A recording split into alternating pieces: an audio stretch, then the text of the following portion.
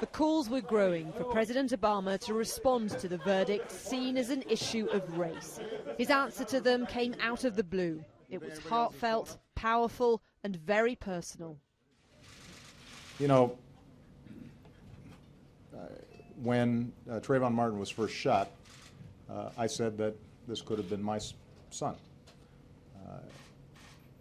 Another way of saying that is Trayvon Martin could have been me 35 years ago. And when you think about why, in the African American community at least,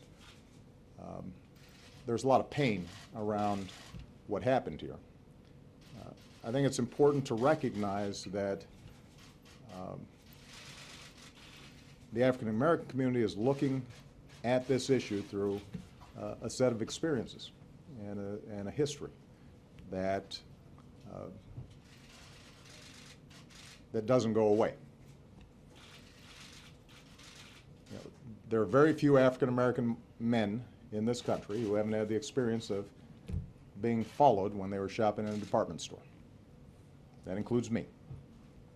There are very few African American men who haven't had the experience of walking across the street and hearing the locks click on the doors of cars. That happens to me, at least before I was a senator. There was a sense that saying his son would have looked like Trayvon was reactionary, even regretted. But today his words compounded the notion that he doesn't just understand, but has experienced directly the kind of treatment that's fueled reaction to George Zimmerman's not guilty verdict. Trayvon Martin's parents spoke of their shock and disgust at the acquittal of their 17-year-old son's killer and called on the president to review the case. At least investigate what happened. At least go through it with a fine-tooth comb and just make sure all the T's were crossed and all the I's were dotted, because this is setting a terrible message.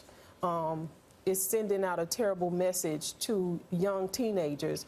Trayvon was walking too slow, so should they be walking too fast? You know, so I don't think teenagers in whole know exactly what to do now.